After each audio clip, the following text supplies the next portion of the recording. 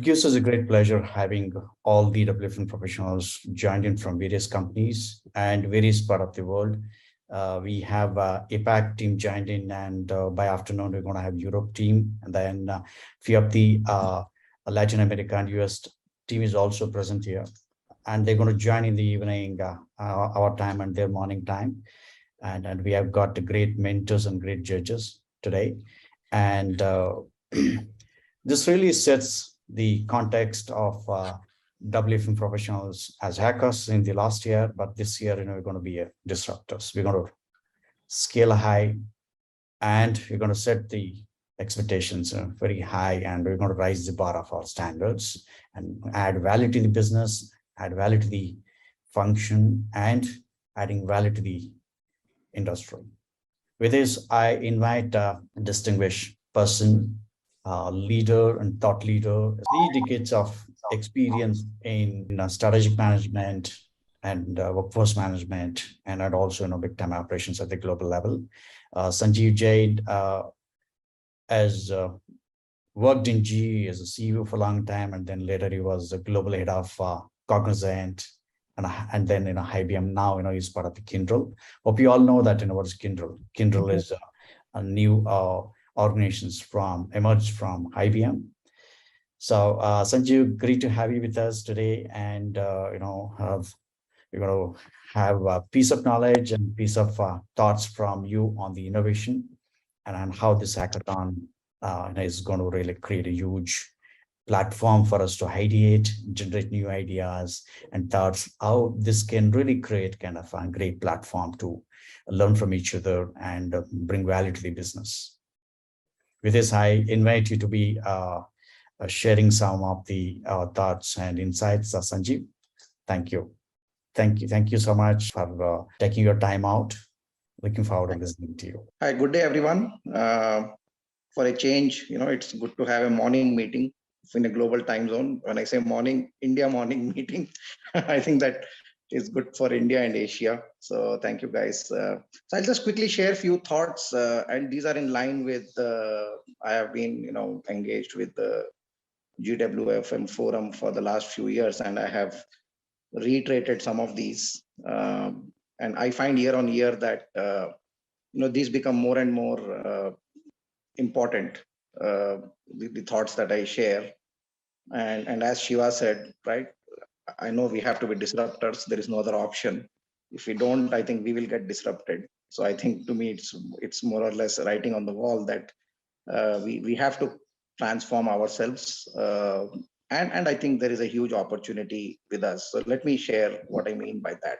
Right. First of all, I just want to align everyone on what is workforce management, right? I think in the organization, it reports under different functions across the industry, across different levels. It means, again, folks understand it differently. But long story short, to me, workforce management is simply about, getting the right skills in the right role, right place, right time at the right cost, right? I think that's the overall definition. But having said that, what is it that we should be clear what workforce management is aiming to accomplish, right? Some of them will say we just have to fill the open demand. Some of them will say we want to schedule, and right, we get into very operational, transactional definitions.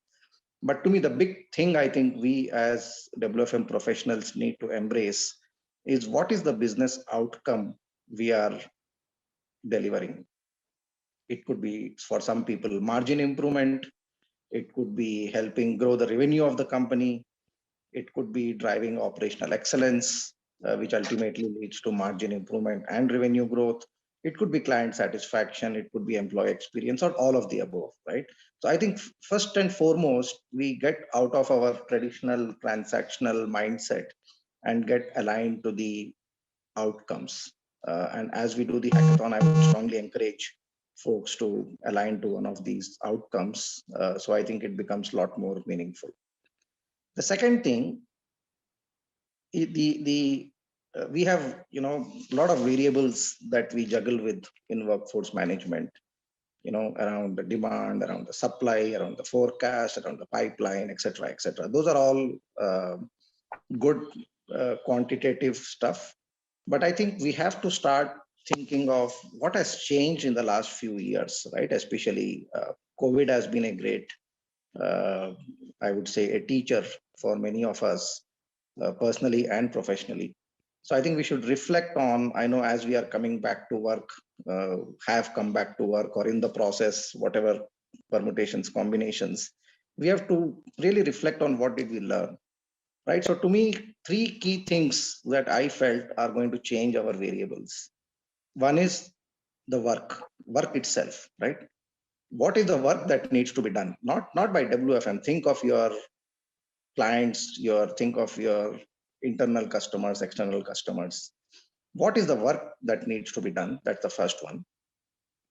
The second one is workforce. When I say workforce, who can do the work?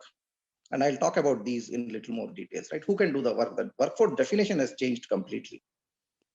And then workplace, right? So where should the work be done?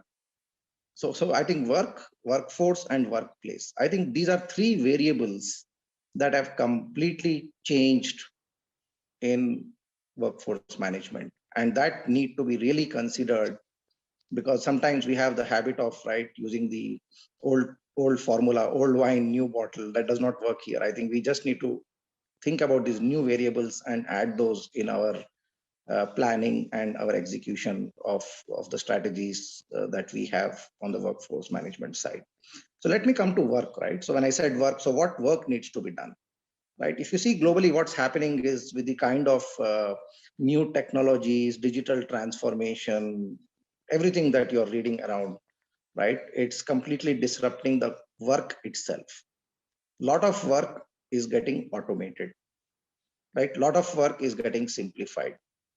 At the same time, work is getting smart. When I say work is getting smart, I think it needs people to use new tools. It expects people to collaborate a lot more virtually than before. Work is getting very, very innovative. You will see that a lot of data science, cognitive technologies, etc., are being used across the industry, and the work is getting more global, right? In whichever roles you are, whichever companies you are, you will start seeing that your global nature would have increased a lot. So in short, so what is happening? So work is getting smart, right? So, and I'm sure you people would have seen in your own personal and professional lives, you would have started using new apps, new tools, whether it's again at home or work. We are all learning and evolving. And the concept of work itself is changing. Yeah, that is the first variable you need to think. So in your industry that you support, or in your role that you support workforce management, what is the definition of the work? And that leads to the next question. So if work is understood, what should be the workforce, right? Traditionally, we would think of workforce as the talent we hire, we train, and then we deploy, and whatever some people leave, then you keep hiring, the cycle goes on. But I think from a workforce standpoint, a couple of things that have really changed already is, one is the workforce is becoming a lot more, I would say, ageless. When I say ageless, it is about, there is no age, right, requirement. There is no degree requirement. There is always, I think the what is happening is, it is about attracting the right talent at the right location. That's it. The degree does not matter, age does not matter. The workforce has to be collaborative, which means that in your offices, you will see a lot of collaborative tools, I'm sure, being used a lot over the last few years. The workforce is becoming really more, I would say, mindful. When I say mindful, it is about, they are more focused on health, they are more focused on wellness, and they are more focused on the purpose, which means that, people are starting to talk about work-life balance. People are starting to talk about, uh, you know, work need not be the first priority for many of them, right? So we have to really manage the workforce a little differently. And workforce is also getting a lot more intuitive. They're expecting to work on new technologies. They're expecting to work on the future, right? They read about it, they talk to their friends about it, but when they come to the office and they're expecting to work on the old stuff, they won't get excited. Sooner or later, they will leave the company. And we are seeing this in form of increased attrition across the industry. So I spoke about work, what is changing on the work, what's changing on the workforce side, the expectations are changing from the workforce. I'm not even talking compensation here, right? Compensation is a different topic in itself, but the workforce demands and the workforce expectations have changed a lot, including all of us. I'm sure all of us on these calls, we are also workforce for our company, right? So our individual aspirations, individual expectations are changing, have changed a lot. Then finally, on the workplace side, right? And this is again no surprise. Though we are coming back to work, workplace is all about: do we really need to go back to office to work? In fact, at some companies, when we are seeing that employees are being pushed to come to work, they choose to leave the company and find someone else who allows work from home. So it's actually becoming a key decision, whether you really need a workplace or you need to have a flexible hybrid workplace. Yeah. And I think the workplace, for the workplaces that are there, I'm also seeing that there is a lot of focus on well-being, culture, health policies. So you can see the transition of the workplace becoming a lot more supportive, lot more family-oriented, and it is becoming really a lot more, I would say, purposeful in my view, right? So I think, to me, the work is changing, workplace is changing, workforce is changing. So it means that whatever we have done so far needs to change to include these strategic factors or the macro factors that are changing around us. So therefore, what it means for us is we really have to, start thinking of, in my view, stop thinking about the headcount and all that, but start thinking about more of skill. Yeah. So it's all about skill, and the skill is a changing currency, right? It keeps changing year on year with new technologies coming in. The half-life of skills is 2.5 years. What you learned 3 years back is not relevant today. So I think it's a constant skill dimension that needs to be addressed. And skill, again, when I say skill, it can be got through your campus hires, regular hires, gig workforce, where the part-timers, the subcontracting. So there are many, many, many more channels that have opened up. So that's something which we need to factor in. The other key thing that I feel we need to factor in is a lot of times, at least what I have seen, is the workforce management function is very transactional, and it focuses on your immediate, internal stakeholder. But I think we should go a step beyond, and we should actually start thinking of two key stakeholders. One is the employee. So with what we do, how is it enhancing the employee experience? I think in our equation, I've seen a lot of times the employee is like a number, right? So many people at so much time have to be there. But I think, to me, employee has a lot more to them. So I think we should think of the employee experience. And the second thing is on the client outcome. So what is the client wanting from our internal stakeholder? I think we have to really think of stretching our boundaries to really think from these two lenses. So I think with this, what I will do, Shiva, is I hope I have given a lot more insights into what I see is changing. Maybe I'll pause if there are any questions, Shiva, but I think these could be good inputs to consider for the hackathon or the innovation that is happening, not only in the session today, but in your regular roles day to day in the companies that you work for. Yeah. Thank you so much, Sanjay, for good insights, and it's been really been useful.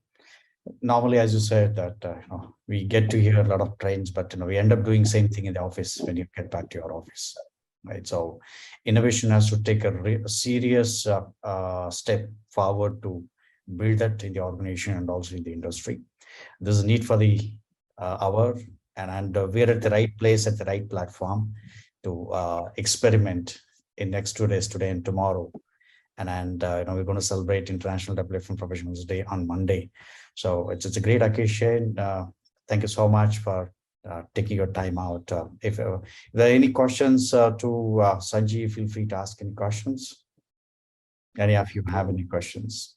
No, no, Shiva, but just one thing, which I wanted to share is Sanjeev really, came up with that new three, I would call three-liner, which is work, workplace, workforce, and workplace. I think that's what we want to change around and work towards the betterment of the process or the company.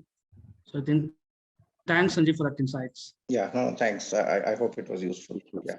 Thanks, Ajay, for morning booster for all the WFM hackers. Now they are disruptors, raising the standard of our expectations. And thank you, Sanjeev, for taking your time out to stay back to see the next levels, what we have been doing, what you're going to do. Thank you so much, Sanjeev, for taking your time out to address. Thanks, Shiva. Hi, Vinny. Good to see you. Thanks. Good to see you, Sanjeev. Always a pleasure listening to you. I think more than a decade since I've been listening to you, so always a pleasure. Thank you. Great. We're all WFM professionals and hackers and disruptors. We're going to have another keynote from Vinith Ranjan. It doesn't need any introduction. And you name anyone, ask anyone that in Vinith, they all know. So Vinith has been known as one of the, and in India, it's called one of the Dronacharyas in WFM, and has been talking about a lot of thought leadership and the workforce management platform and in the stream. So good to have you, Vinith, with us, and over to you. Thank you, Shiva. First and foremost, heartiest congratulations to GWFM and entire WFM professional community. I think absolutely fantastic to see that this is the second edition of Hackathon, and thank you for providing me the opportunity and platform to come and speak about what I feel should be something that we need to look at, not just from an endeavor of the 2 days that we are going to spend, but also how do we take these 2 days into the dimensions of our day-to-day working. It would be a bit of a sermonization, and so if I put you to sleep, kindly acknowledge the fact that I have done a great job of putting all of you to sleep. It will also be absolutely fantastic if some of you who are still awake because I have done a bad job on putting all of you into sleep, feel free to ask any questions that you may have. What I'm going to be speaking about is all about the hack the track or hackathon, as the name suggests, and I'm going to talk about the timeless poverty trap, or the time poverty trap, as the term actually indicates and suggests. But before I move to define and explain what does time poverty trap mean for a WFM professional, or what does it mean from a hackathon perspective, or how do we reimagine our dimensions, I think I will just take you from what Sanjeev had actually built across. First and foremost, it was all about work, it was all about workforce, and it was all about workplace. And as all the bright minds come together along with mentors and figure a way out of solving the problems, I think there are two dimensions that come into play. First one would be, what is the pain that is going to be addressed, or what is the gain that is going to come across as part of this hack the track or hackathon that is going to come up and be carved out in next 48 hours. So I think pain and gain, if you were to focus on these two words, what does that imply? It implies emotions and stimulus that gets associated, the joy of gain, or in fact at times it is the joy of pain as well. So disruptors is something that GWFM takes a lot of pride on. Design thinking is something that GWFM takes a lot of pride on. So if we were to link the workplace and the workforce, I think one more dimension that needs to be built across is all about the workflows, and how does the workflow what is the flow of information, what is the flow of performance as the information flows and work is actually undertaken. I think that setup of diagnostic framework, that setup of hypothesis testing framework, and that setup of identifying which algorithms are going to work the best for meeting a predefined outcomes of pain and or gain. What does emotion actually signify? It signifies boundary. Is all about how strong boundarylessness is actually exhibited. I don't know if that's a word in Oxford Dictionary, but that is something that I really want to lay down as a context for everybody to think about the building blocks that gets associated of solving the WFM problem. I was talking about time poverty trap. So what does time poverty trap actually mean? Putting it very simplistically, think of it this way. Every time that you have led to some of the aspects of I have too much of uh, work, right? So the psychological experience of doing too many things to do and not enough time in the day to work across the personal life or work life is one set, to put it very, very simplistically, right? So we are um, poor on our time because there is too much that we have to undertake. Bring it to your workplace. I'm sure there are multiple aspects that gets associated as we talk about this poverty. Fact of the matter is, and I do see various adverts that have come from GWFM on picking up a cheetah, and why WFM professionals are going to be cheetah. I really love that metaphor, and bringing it back onto the time poverty trap. I think let's take Q or as WFM hackers, because that's a term that I definitely love personally. What WFM professionals can actually embark onto. WFM influencers or influencers, I think very clearly that is something that will be an important element. So coming back onto the time poverty trap, what are some of the aspects that gets associated? The emotions gets constrained by impacting our abundance approach. And the most important point for a WFM professional is whether we like it or we don't like it, we have to deal with constraints. The biggest constraint is all about time, right? It is finite, 24 hours in a day. There is no matter whatever we do, it cannot be expanded. And in order to increase the capacity, possibly the 24 hours that gets associated is something that will result into increasing the headcount, so to say. And that's a very cliched fundamental approach that any WFM professional day one of their career would get associated with. Question is, are there ways that we can actually dismantle this trap of time poverty? And possibly, if we were to look at the hackathon that we are going to spend, can we take it onto us to look at the workflow designs, look at the problem statements that we are solving for, or the gain statements that we want to accomplish? As the case may be for different organizations, it may be worthwhile for us to look at the flow of work, flow of information, flow of people, flow of performance.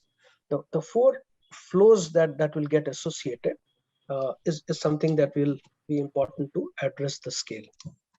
I would encourage all of you to definitely read a fantastic book by Adam Grant on Think Again.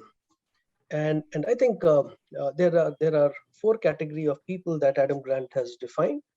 It's important for us to look at what those four people are, and it is about innovation that gets associated, right? So there are categories of people, and I'm not talking about it from a label point of view. What Adam Grant has, after extensive research of almost about 2,000 plus organizations and their organization behavior and organization climate, looked at workforce and defined these two words as the single most attribute that may be important for reimagining future for a WFM professional, is how I have interpreted that.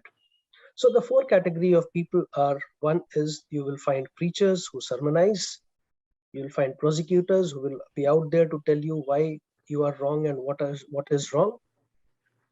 Third category would be coming across in terms of identifying uh, the politicians, right? So people who want to look good, people who want to own the power, people who want to look at assuming the dimension. So these are the three P's, and then obviously there is one S. So fourth category of people who have the ability to think again are actually what Adam Grant talks of as scientists. I will not go into details here, but obviously needless to say, scientist is the category that Adam Grant has ascribed, who will have a lot of power to think again. So I think very clearly, I think that's a dimension that we may want to look at as we undertake our 2 days of hackathon, create hacks and build a bright setup.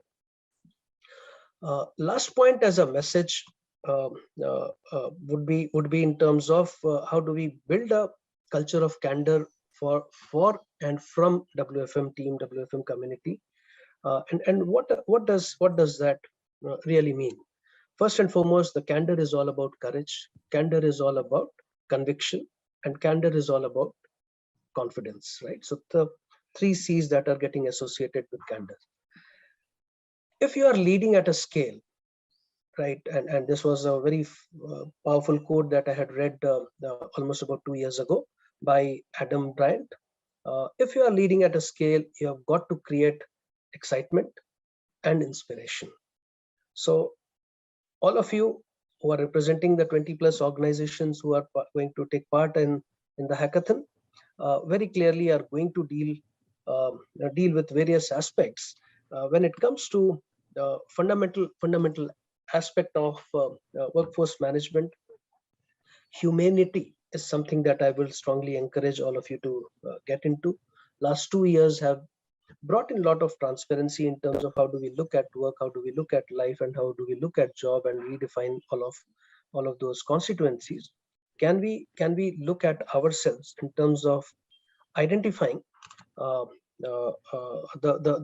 rightful approach of what is going to create the excitement, what is going to create the inspiration as we are dealing with our stakeholders, and what is the workflow design that is actually going to impact into our stakeholders, which workflow design is something that we have to dismantle, what is it that we should definitely go ahead and kill, what is it that we definitely need to go ahead and create. So I think that is something which is going to be of essence. I will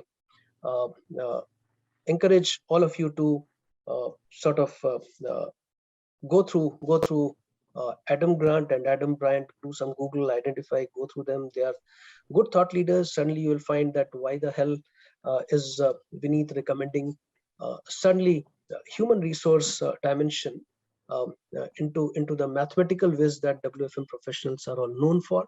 I think humanity is something that is an important aspect, which is going to stand the test of decades of 2030. I mean, so if 1970 to 2020 has seen a category of evolution of industries and evolution of WFM professionals. So I think I just lost my flow of thought, but coming back, I think humanity is something that is going to stand the test of time. The decade of 2020 to 2029 is going to be revolutionary. We all know Sanjeev Jain did talk about 2.5 years to be the shelf life of a skill. I'm saying the generation change, the generation gap, which many of the folks who were born from 1950 to 1990 would realize and relate to the fact, not technically 1990, 1980, would realize the fact that generation gap used to be 20 years, so to say.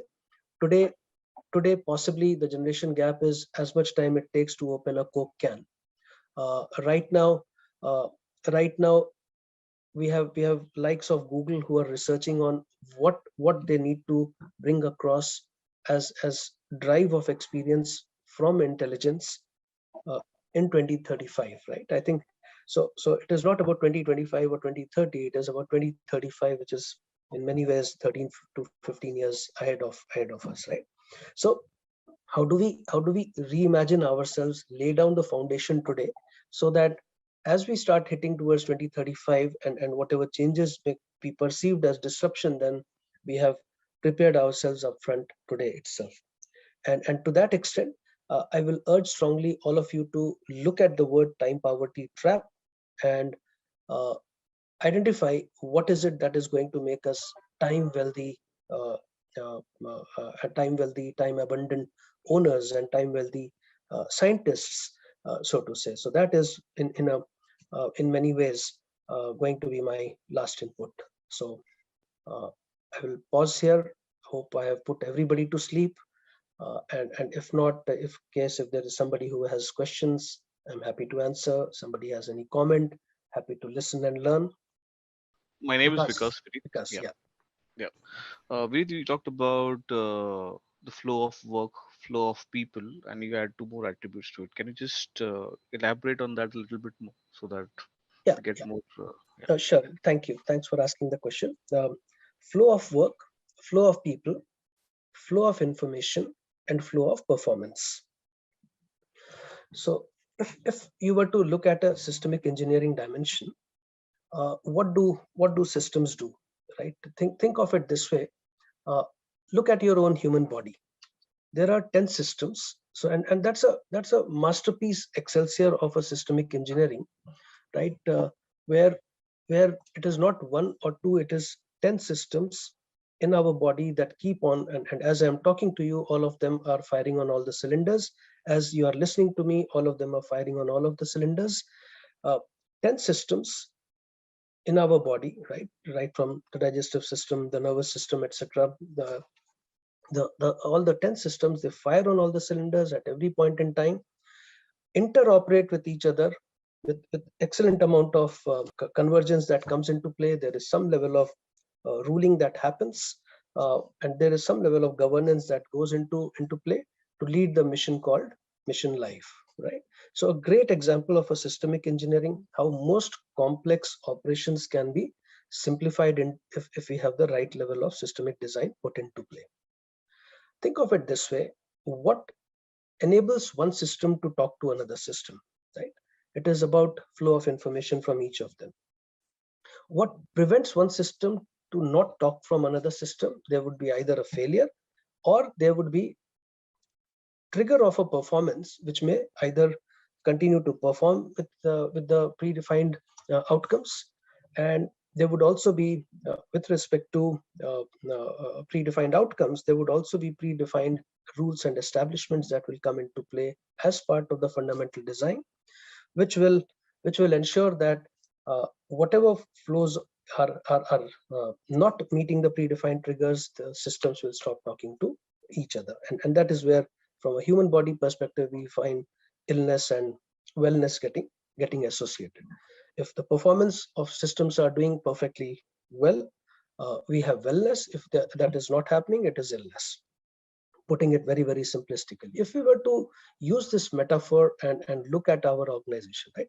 At any point in time, you never have 10 systems who operate with each other. Look at your day-to-day work, go across different departments, you'll realize, and the day human being actually goes ahead and designs one particular system that links up all the 10 different systems with different unique characteristics and attributes, I think that would be the day when we can say mankind has reached a stage of evolution, and possibly that is closest to being, in absence of any other word, being closest to God. So the perspective of these flows that I had talked about, there are 4 that I have mentioned. If we were to look at it, it can be expanded to 10 more setups. But purely from a WFM professional point of view, I think these 4 flows are going to be most critical and most important as we go in for solving the pain or the gain dimension. I think that is how I will summarize, Vikas. Thanks, Vineet. Thanks for that. Vinny, just this is Jitain. I Yeah. just when you're speaking, you talk about pin and gain area. So if I'm not wrong, my understanding from that point is like every organization, every process, or every workforce has some pain areas, and everyone work towards to fix them. But I think the approach has to be like do not just look that area as a pain area. Try to fix that area fix that pain in such a way that you gain something out of it. That could be monetary, that could be on humanity factor, that could be on employee experience. Is that the understanding what I've taken? Is that correct from your end, or you had some different point to You mention have about? no, you have absolutely put it on the spot. You are right, Jiten, in your interpretation. That is how I was looking at it, and that is why if you also link it up, when I said all of you are leading at a scale, right? Create excitement, create inspiration. What is the word that has been ruling the roost over, let's say, last uh, one decade, so to say, right? It is all about gamification. It has changed its multiple avatars and multiple forms, but gamification is something that has really worked well. Now, what is that unique attribute of gamification? One can think and link, right? Most successful games are those which involve you, even if you're not playing it, involve you to generate that excitement and enthusiasm. There is sense of ownership, there is joy in victory, there is joy in the pain of achieving that victory, and it is that set of joy which keeps up the excitement. Now, in order to go through a joy, right, there has to be what is visible is it took Usain Bolt almost about 15 years of intense pain that he had to undergo for almost about 8 to 10 hours every day for becoming the fastest man on earth that he attained in about less than 10 seconds, right? For the 10 seconds of glory and joy in 2008 Olympics, uh, he had to undergo a series of pains that one had to link it up. Now, whether we talk of experience, right, it has to be an association that will always come with a mindset. And that mindset is something that we need to curate. You are spot on when you say it has to be that individual that we need to think and look at. It is that individual that we need to think and look at very clearly. There has to be um, the human approach that gets associated. For every gain, there has to be pain, and pain does not have to be painful. Pain has to be joyful. I think that's the underlying message. Thank you so much, Vinit. So Vinit, Brijesh here, just adding to what you were saying, if I have to look at it, we also spoke about the time poverty. Well, while we spoke about communication and pain and gain, when we look at it, it also seems that it is a time-consuming process, and we will continue to have the time poverty that we were talking about for a longer period of time in order to achieve the optimum optimum level of time management that we are looking at. So is that understanding right? Because the kind of example that you just showcased about Usain Bolt, that also relates to the same. That it's over the period of time. It takes huge amount of time and pain to reach out to a sustenance or that few moments of glory. Uh, Brijesh, I missed the last part, but I'm assuming you have asked on the time dimension. So the way I will look at it, and yes, upfront, you're right. If the outcome is going to be something that is, I mean, at end of the day, it is the outcome that will always determine what is the intensity of time and effort that is going to be put into play. Uh, the innovation, let's say these 48 hours of hackathon that comes into play. So I mean, first and foremost, innovation remains an ideation if it has not been put into execution, number one, and secondly, the execution has reached the marketplace. So if any of these criteria is missing, it is not innovation.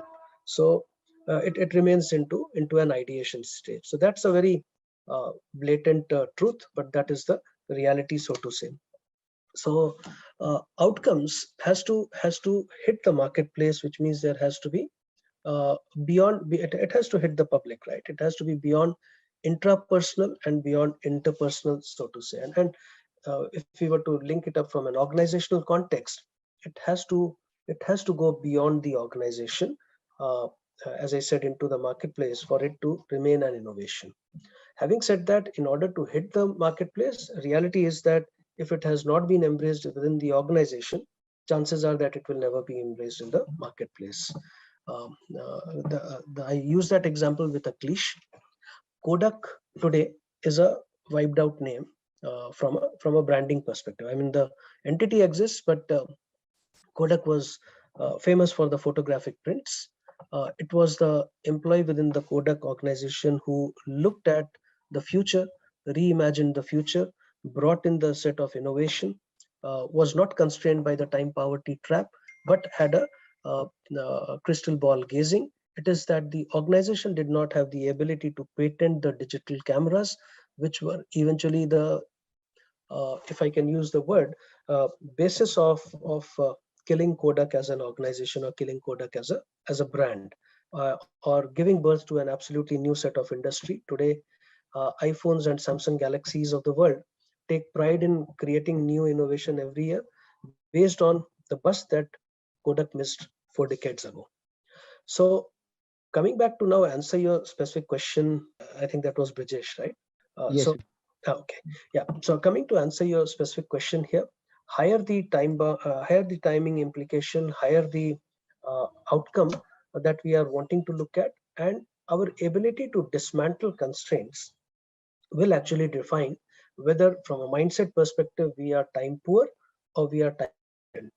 Are we wealthy on time? Are we poor on time, or do we have the poverty trap?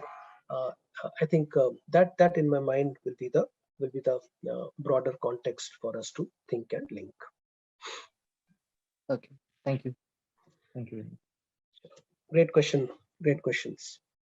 Uh, any last question or comment? I know Dr. Shiva, I have exceeded the time. Do you have any last questions for Vineet? Okay, going once, going twice. Over to you, Dr. Shiva. Okay. Thanks, Vineet, for very good insights. And I'm sure that the fellow WFM hackers and disruptors got good insights and good motivations with your keynote and also Sanju's keynote. That gives, and I want to talk about the metaphor that we're going to use for WFM. So WFM leader or WFM professional would think of a cheetah. So I'm going to share the video which we have created on this. Feel the confidence, feel the kind of the energy and enthusiasm.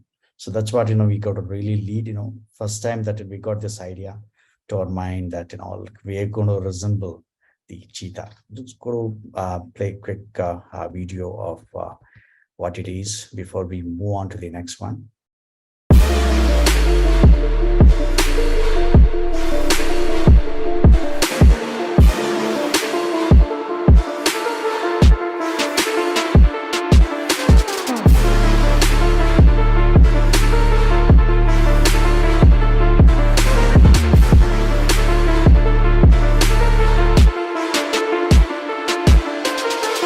Let me see you lean and rock with it like a boss. Now let me see you lean and rock like a boss. Now let me see you lean and rock with it like a boss. Now let me see you lean and rock like a boss.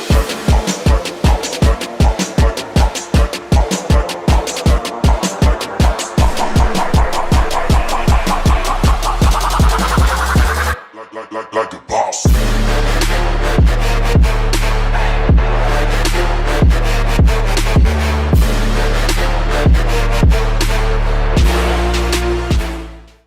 Thank you. Hope you're able to listen to it and also would watch. Yep.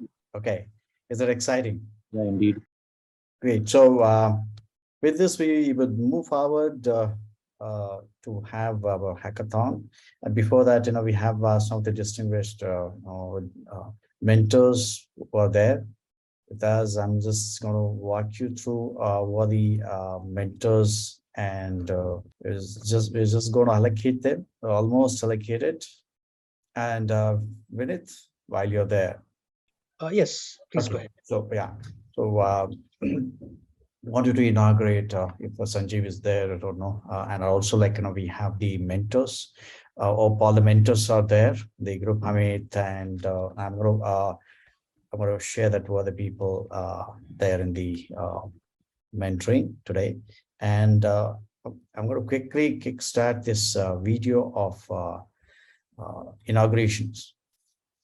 Vinith, we invite you to inaugurate our second hackathon. Here we go.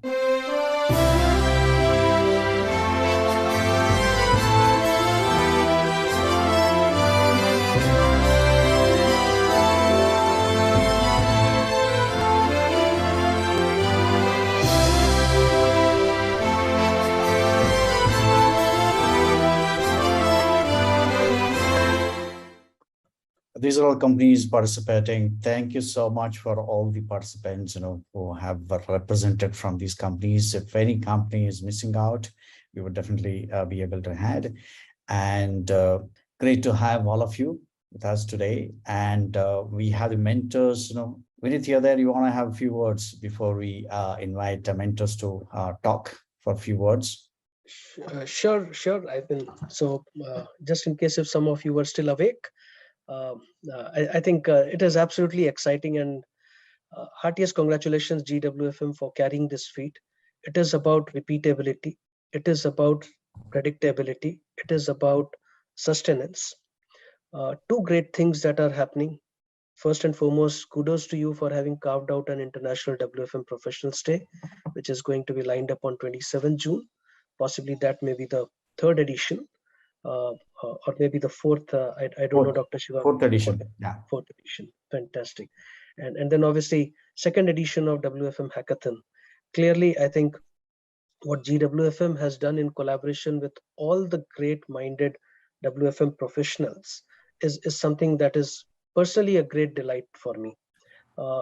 Having done it once is one part, right? But question is, how much do we keep on doing it time and again, every time, anytime, all the time? I think that's the crux. Which kudos to you, Dr. Shiva, for having crusaded, having absolutely been a maverick on the WFM skill building, WFM community building, and the scale that has been created by your personal passion, and obviously made it excited, made it inspirational for everybody. So heartiest congratulations to Dr. Shiva, heartiest congratulations to GWFM, and most importantly, heartiest congratulations to the organizations that are sponsoring, and heartiest congratulations to all the WFM geniuses who are there on this call, and others who will be joining in different time slots.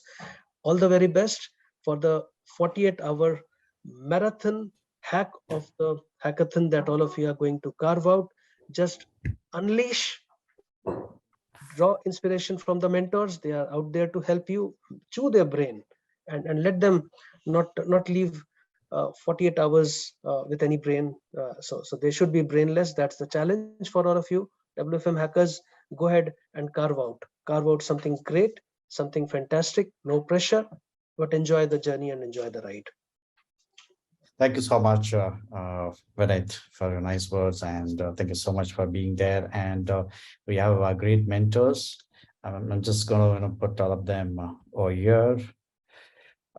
We have wonderful mentors. We have 11 of us. We have Hamid Sharma from Concentrix, and Arvind Shukla, who's a vice president and HGS, was joined in newly. No announcement done so far. And Prashant Ved from Accenture, Mark Ryan from Accenture, again, Francia Sellers from Manulife, and Deepa Hen from Alstom Mobility.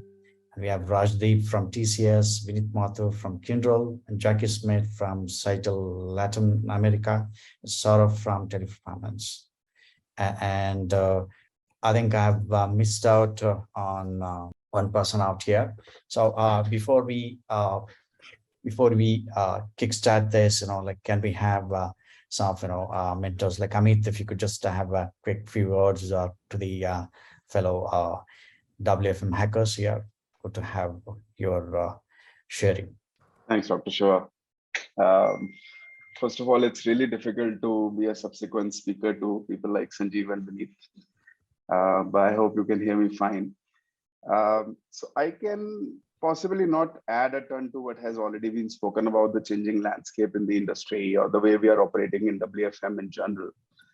But I would like to add more emphasis on the role of workforce management teams in enabling the new work areas, the tasks and transactions that didn't exist a few years back, like content moderation, proctoring, newer emerging channels, asynchronous chats, and the challenges that it brings. The industry continues to chase the ever elusive target of a universal agent. This is one objective that the industry is just not willing to let go of, and technology is being pushed to make that transition more seamless.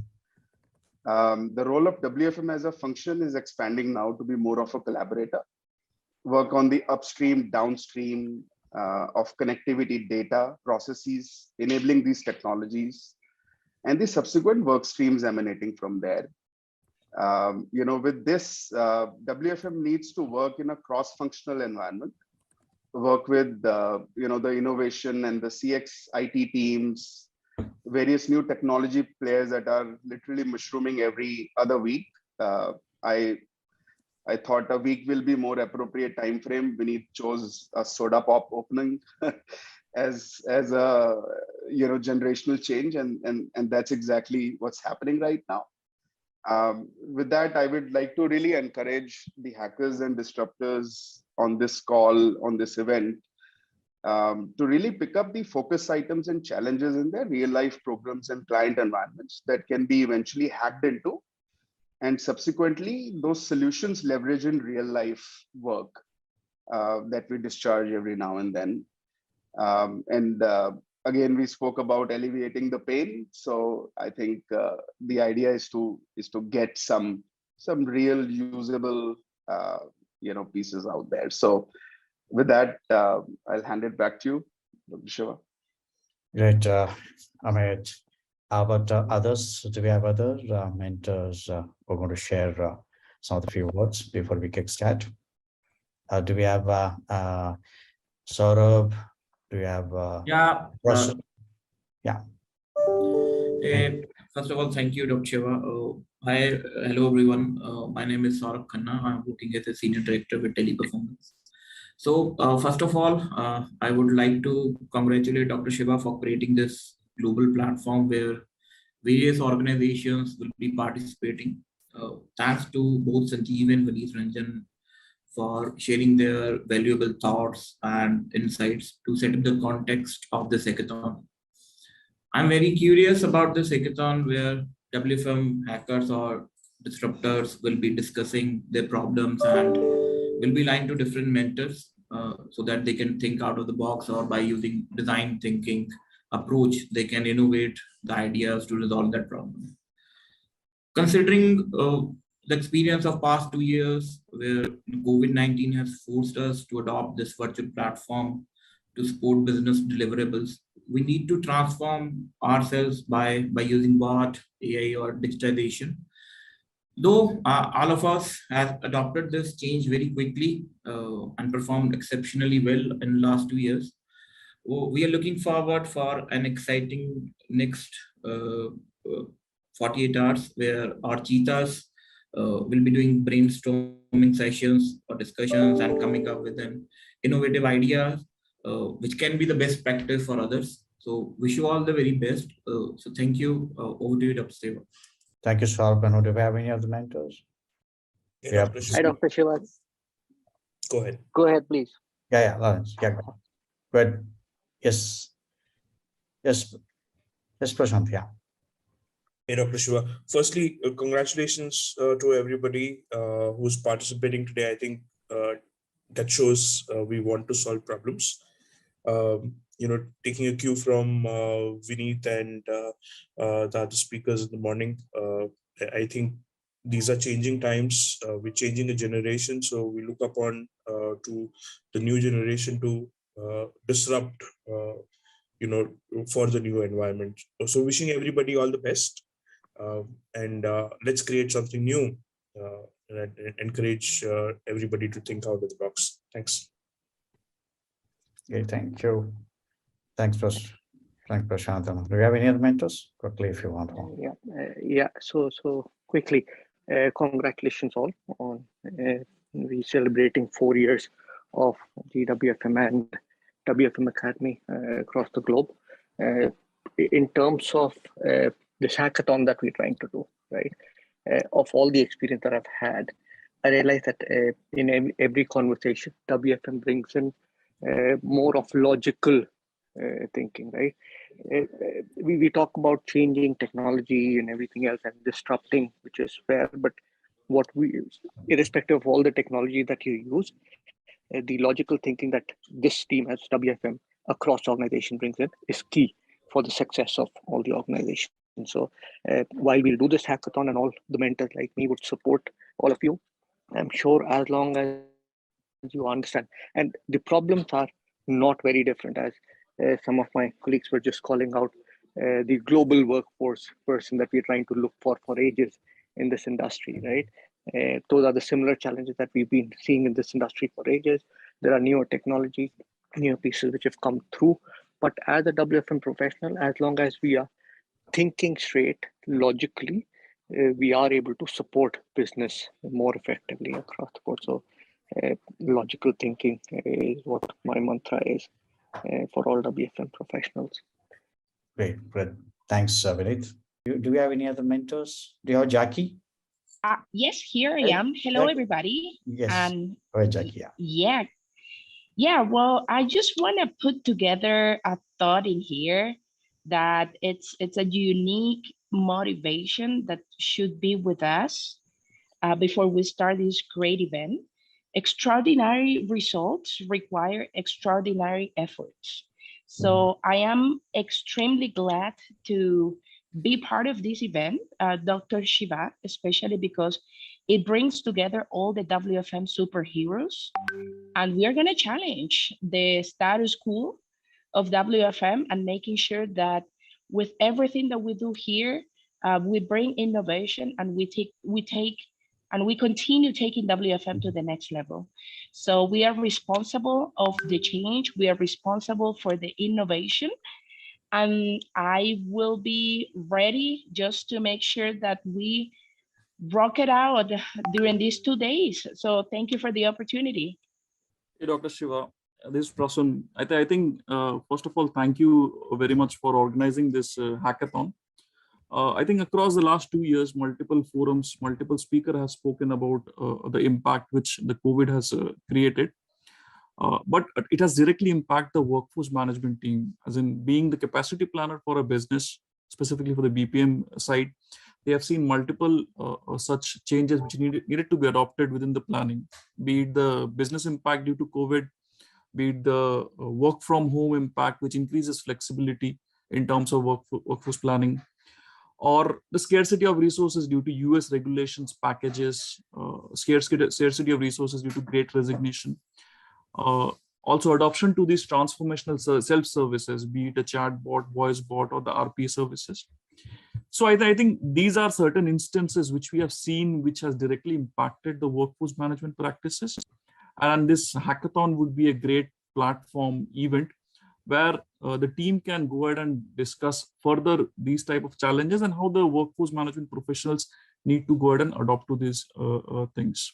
So I think I look forward for all the use cases, case studies which will be presented. And I look forward for the learning which we will be having from this hackathon. Great, Prasun. Thank you so much for your insights. Do you have any other mentors? Do you have Rajdeep or do you have Deepa? Do you want to share some insights quickly before we Hi, move? Dr. Shiva. This is Rajit. So I'll just Hi, like Rajit. to, yeah, I'll just like to add, touching upon what was mentioned earlier. I think there has been a paradigm shift, of late. COVID has been a disruptor. I think what other organizations were trying for so long, COVID made it happen in, a very short span of time. So, that disruption was bound to happen, but, it just took a, fast forward leap because of whatever happened. But I think, the way I look forward the workforce management function evolving is primarily, contact centers turning into more of an experience center. And from a workforce management expert or specialist perspective, I think, the focus should be on two aspects or two stakeholders. One is the employee. So employee experiences must, how we take care of their, work-life balance, their schedules, the gig economy which is coming up. So managing all that along with the demand management aspect is going to be key. And the second element is the customer experience. And with the evolution of technology, we moving to an omni-channel uh, scenario. And the customer journey's expectation is that it should be seamless. You pick up a phone, you're chatting. If you want to call, you convert that into a phone call, and you still expect a universal agent to be aware of the issue and handle your queries. So I think it is getting more and more complex. Yes, technological solutions are evolving which are there to aid us, but eventually, I think it is more around the experience now that a workforce professional should be aiming for. And hackathon is going to provide that platform for us to think over and above our day jobs, and see how we can collectively evolve as a function over the coming couple of years. Thanks, Rajdeep, for your valuable sharing. Thank you so much. Do we have anyone? We have Mark. Mark, you want to talk? You have Francia. You have Deepa. Yep. Yeah. Sure, Hello, sure. Go ahead, Deepika. I'll go after you. Go ahead, Mark. I will follow you. Okay. All right. So thank you, Dr. Shiva. And again, I'm really excited with all the thoughts and all the learning that will come, that has come already through the previous experience, previous speakers, and what will come through the actual hackathon exercise, right?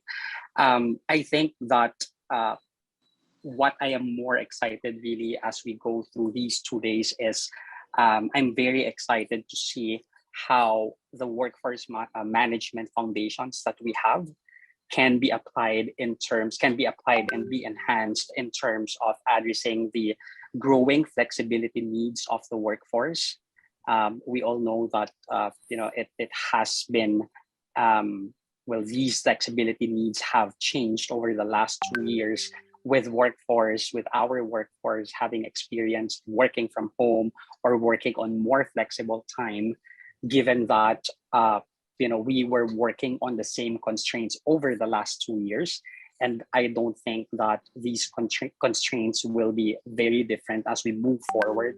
So again, going back to my earlier point, right, I am really very excited to see how these foundations of workforce management skills and knowledge that we have can be applied and upgraded so that we get to stay we get to stay relevant in the organization, and at the same time we get to be key tools in keeping the talent that we have amidst all those flexibility needs vis-a-vis the constraints that we will always have coming from our different stakeholders, including the clients that we are doing the work for. So yeah, I'm very excited to work with all of you in the next 2 days. Thank you. Good. Thanks, Mark. Thank you so much for sharing. Okay. Deepa, yeah. Sure. Good morning, Dr. Shiva. Good morning to all the hackers, and good morning to all the mentors on this forum. Well, I think one thing I really picked up from the video was do not just survive, create a strong presence. That absolutely synthesizes with today what we are trying to achieve today and tomorrow.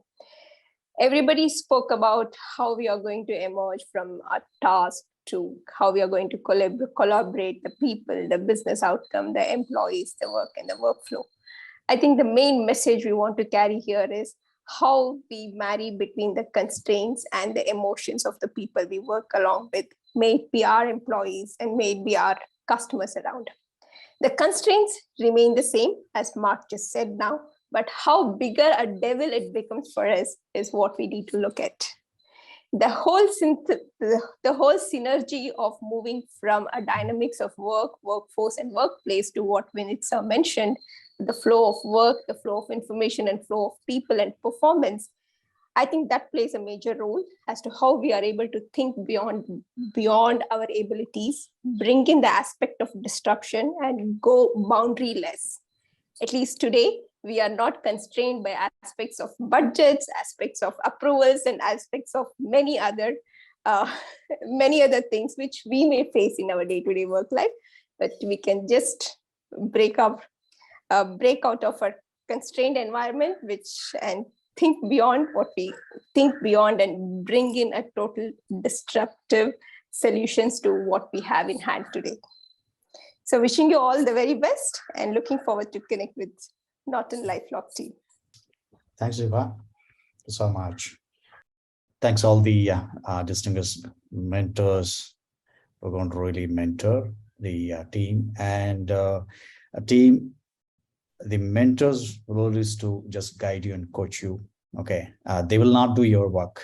Okay, so please make sure that you take their just guidance. Okay, and just coaching, and they'll not do your work. You'll have to do your work, and we have a great team ahead. So quickly now, before we move on, which of the organizations, if any of the organizations team members, we could talk about how many of you people are there, because I made a list. I see the list, some of the changes, some of them are added, and some of the team members are dropped out. Okay, some of the new organizations had it. So I'm going to do that in next few hours. Before that, before we kickstart the hackathon format, what I request to all of you is to just have a quick introduction of yourself and your team. Just say your company name and your names. That's good enough. Okay, smile, and if possible, you can just be there on the camera. That'll be fantastic. So this is to create kind of human touch while we are there virtually connected. We want to create more of human touch. And this hackathon will give you a lot of opportunities. We have a good amount of 2 days of time to bring about your problem and creating problem statement and ideation and work on. Okay, so we have a good amount of time for all the people who has joined from all over the world. Okay, quickly request the participants to talk about yourself because we're going to talk more. And now I'll just seek your introduction. Just quickly, talk about your name and your organization that you are from. How many of you are participating? Okay, go on.